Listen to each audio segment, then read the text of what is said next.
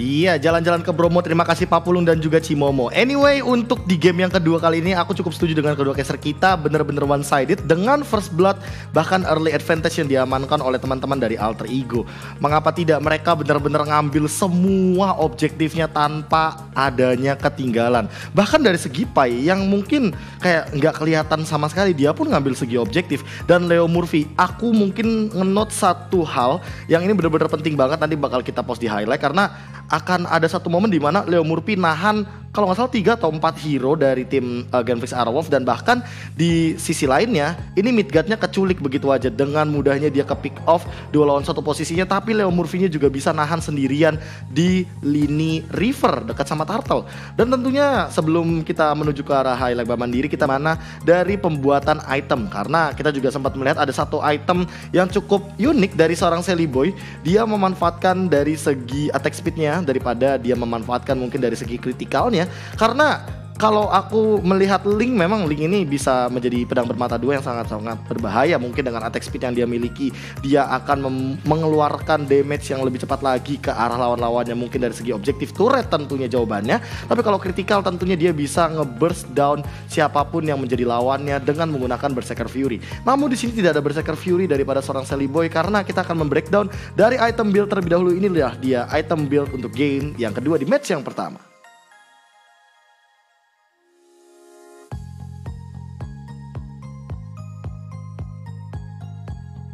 Dan untuk dari item di game yang kedua kali ini bisa kita bilang ada Demon Hunter Sword yang mungkin aku notes di sini sebagai salah satu item pengganti dari Berserker Fury. Walaupun tidak mengeluarkan damage kritikal, tapi sebenarnya di sini Sally Boy ingin benar-benar menuju ke arah objektif, karena dengan Demon Hunter Sword dan juga Windtalker ini attack speed dia bakal tinggi banget. Terlebih kalau untuk menumbangkan hero-hero tanky seperti Akai, Yuzong, atau bahkan Khalid dengan menggunakan Sensromnya, mungkin dia bakal bisa nge-burst down dengan cepat juga. Sally Boy tidak memanfaatkan kritikalnya, tapi dia memanfaatkan high damage-nya.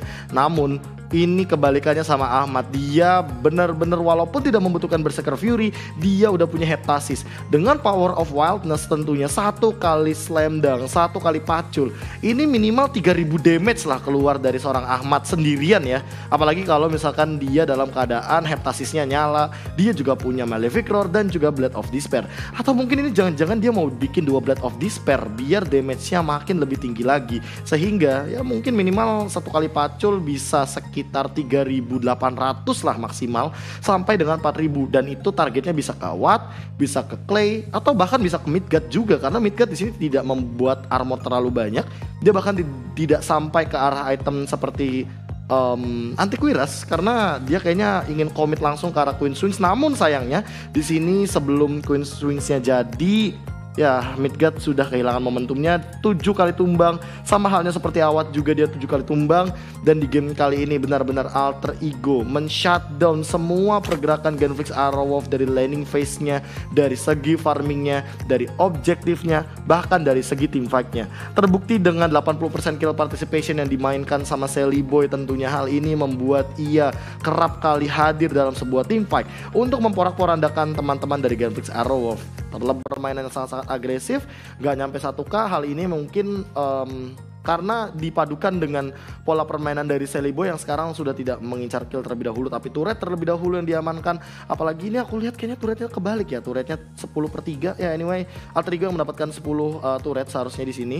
Dan kalau misalkan dari segi point kill, memang 925 bukanlah angka yang baik untuk teman-teman dari Genflix Arrowwolf, karena ini sangat-sangat one-sided banget. Tapi total assist yang dimiliki oleh The Forgotten One, Leo Murphy, bener selain sebenarnya berpotensi banget menjadi sandbag, tapi dengan assist yang dia miliki ya, Baxia Shield Unity-nya juga, dan juga kita tahu sendiri Tortoise Sauce yang dia miliki benar-benar sangat durable banget, membuat Baxia menjadi tank dan bahkan bukan pilihan menjadi side laner atau off laner.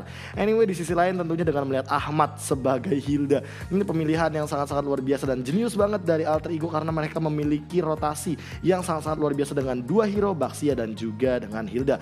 Dan MVP by Axe.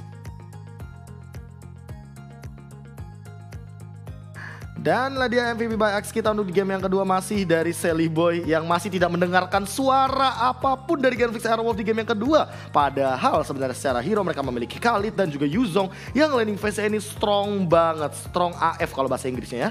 Dan buat teman-teman juga misalkan melihat dari Link ini dengan 5 poin kill, 15 assist dan hanya 1 kali tumbang, ini bukan berarti Linknya menjadi Link support ya, tapi Link di sini Link yang sangat-sangat objektif terhadap kill demi kill serta turret yang ingin dia amankan terlebih dahulu. Terbukti dengan 57% turret damage yang diamankan oleh Sally Boy, apalagi dia membuat Demon Hunter Sword. Demon Hunter Swordnya ini benar-benar didedikasikan untuk attack speed yang Link miliki ke arah turret. Jadi dia ini datang hanya untuk mengamankan poin kill sebagai asisnya juga, atau mungkin ngepok damage aja langsung mundur dengan Tempest of Blade. Deviant Swordnya juga tidak terlalu komit ke arah dalam. Makanya di sini Sally Boy berbeda dengan game yang pertama. Sally Boy hanya tumbang 1 kali saja. Tidak banyak-banyak seperti di game yang pertama tentunya, dia tumbang sebanyak 4 kali. Di game yang kedua dia bermain lebih aman lagi, 15 assist dia lontarkan, apalagi kita tahu sendiri Link dengan Tempest of Blade ada mini stun di sana, ada impact yang dikeluarkan dari Link. Kalau misalkan Tempest of Blade-nya on point kena ke arah hero, mungkin lebih dari 1 atau bahkan 2, dan itu bakal jadi keuntungan banget untuk teman-teman yang menggunakan Link dengan dengan agresif Tempest of Blade, karena ada 2 Tempest of Blade, itu ofensif dan juga defensif. Kalau defensif biasanya untuk escape, misalkan dia terlalu diving ke dalam turret ya kan, dia Tempest of Blade-nya ke belakang, setelah itu dia bakal main lebih aman lagi dan setup ulang terlebih dahulu karena mungkin darahnya setengah atau di bawah rata-rata untuk segi team fight yang mungkin jangka panjang. Kalau misalkan untuk ofensif biasanya Tempest of Blade-nya bakal ke depan, mungkin untuk inisiasi, untuk memberikan efek stun, dan biasanya untuk diving turret. Tapi ini sangat-sangat riskan. Kenapa? Atau sangat-sangat beresiko. Kenapa? Karena sebenarnya ketika mungkin Tempest of Blade-nya ofensif, dia bakal kehilangan momentum untuk mundur ke belakang dengan Deviant Sword, karena Deviant Sword-nya ini bakal kepasang untuk serangan yang lebih ofensif. Dan kita bakal membreakdown lebih dalam lagi. Inilah dia highlight by Mandiri untuk di game yang kedua, match pertama. Dan inilah dia highlight by Mandiri karena sejak awal First Blood diamankan oleh Udil sang Selena, tentunya dengan arrow yang dia miliki dan juga Hayabusa yang bisa dibilang sudah mengamankan blue buff. Ini malah membuat seorang Hayabusa mendapatkan kerugian yang berlipat ganda. Bahkan 3 kill di awal ini menjadi keuntungan banget untuk teman-teman dari tim Alter Ego. Dan bahkan kalau misalkan melihat dari trading killnya, 1 kill untuk 2 kill atau bahkan mungkin Sally Boy-nya yang di pick off, ini dia nggak bakal rugi-rugi banget. Kenapa? Karena awalnya udah terpick off 2 kali terlebih dahulu dan bahkan dibalikan keadaannya berkali-kali sama teman-teman dari Alter Ego.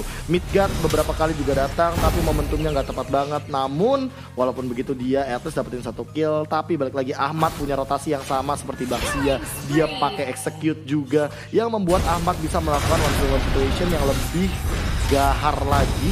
Terlebih kalau misalkan melihat pergerakannya dari seorang Midgard yang mungkin kalah rotasi karena movement speed dari seorang Alter Ego. Dan inilah dia satu momen di mana sebenarnya Leo Murphy tumbang, tapi dia buying time-nya bisa banget di bottom lane. Sally Boy-nya dapetin point kill sama Ahmad, dapetin turret juga, sehingga membuat teman-teman dari Alter Ego ini lebih sustain lagi dan lebih percaya diri lagi ketika momen untuk team fight. Nah mungkin tadi teman-teman sempat melihat satu momen untuk ofensif dari Tempest of Blade, namun sebenarnya hal tersebut benar-benar sangat beresiko dan wattnya berkali-kali bisa dibilang terpick off lagi, diambil lagi point killnya. Walaupun double killnya mungkin diamankan sama Ahmad, tapi di game kali ini bukan sama Ahmad tapi sama seorang Rinas nih, tapi kali ini ya memang di game yang kedua lebih sulit banget. Nah ini dia satu Tempest of Blade yang sangat-sangat ofensif dan sebenarnya sangat-sangat beresiko ketika team fight-nya ngumpul seperti ini, karena kalau misalkan salah-salah langkah, ini Sally Boy bisa aja diambil. Namun ketika Midgard-nya terpick off terlebih dahulu dan Yuzong-nya, Black Dragon Form-nya malah terpick off sama Udil, di shutdown di depan sana, diambil 1 demi 1 dan Leo Murphy-nya walaupun dengan darah yang bahkan di bawah rata-rata, dia yang juga masuk dan mendapatkan point kill. Rave juga yang mencoba untuk Thousand Pounder ke depan, bisa dibilang dia dapetin satu momen yang sangat-sangat bagus, walaupun hampir aja mungkin tadi bisa dieksekut sama si Ahmad, tapi dengan adanya Athena Shield juga Rave sempat harus terpick off. Bisa dibilang walaupun di sini Alter Ego punya kesempatan untuk langsung end di menit yang ke-10, tapi mereka nggak mau maksain, mereka lebih bermain objektif, mereka ngamanin Lordnya, mereka ngambil momentum dengan Super Minion, mereka coba untuk mengamankan turret di arah bottom lane, apalagi itu ada turret untuk mengamankan Super Minion juga.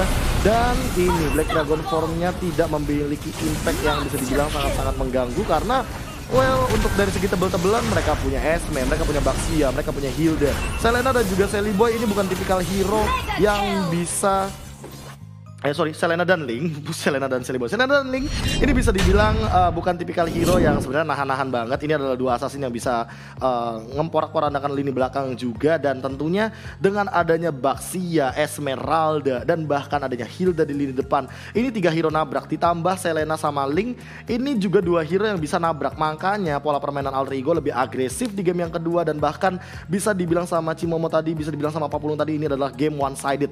Yang aku juga setuju sebagai analis kalian, karena game ini bisa diamankan sejak awal dengan 5 hero nabrak dari Alter Ego. Walaupun kita tahu sendiri bahwa Link ini nabraknya juga sangat-sangat beresiko dengan menggunakan Defiant Sword atau bahkan Tempest of Blade offensive. Dan kita tahu sendiri bahwa Selena kalau misalkan dia udah berenang ke dalam sana, dan tentunya hal itu membuat Udil dengan Selena memiliki kapabilitas untuk bermain lebih ofensif. Namun kita akan melakukan sedikit interview juga. Sayangnya ternyata kita tidak melakukan interview terhadap Udil, tapi Sally Boy.